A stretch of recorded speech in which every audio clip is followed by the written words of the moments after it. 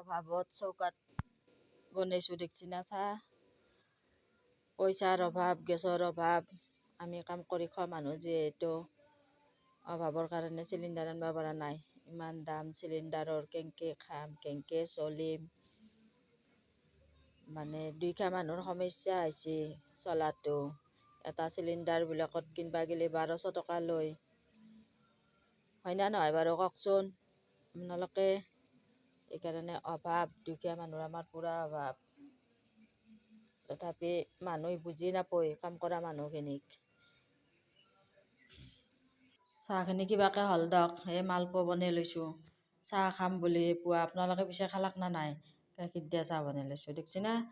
আপোনালোকে পিছে খালাক না নাই চাহ তাহ? জনাবচোন। উপায় নাই আৰু কি কৰিব আৰু, দুখীয়া হৈ জন্ম লৈছোঁ না। ধনী কেইনা হ'ম, যি আশা কম আছে, এই জন্মত যি ধনী হ'ম আশা কম। ঠিক আছে, চাহ খাওঁ আৰু আপোনালোকেও খাওক বুলি পিনি খনাই। মোৰ সৰু সৰু ভিডিঅ'বিলাক চাব, লাইক কৰিব, কমেণ্ট কৰিব, আৰু যাতে পেজটো যাতে ফ'ল' কৰে সকলোৱে, তাকে কৈ আছোঁ। চবকে যিহেতু ছাপোৰ্ট কৰে, মোকো ছাপোৰ্ট কৰিব। 5000 ফলোৱাৰ্ছ কৰি দিয়ক আপোনালোকে। ঠিক আছে বাৰু, বাই বাই।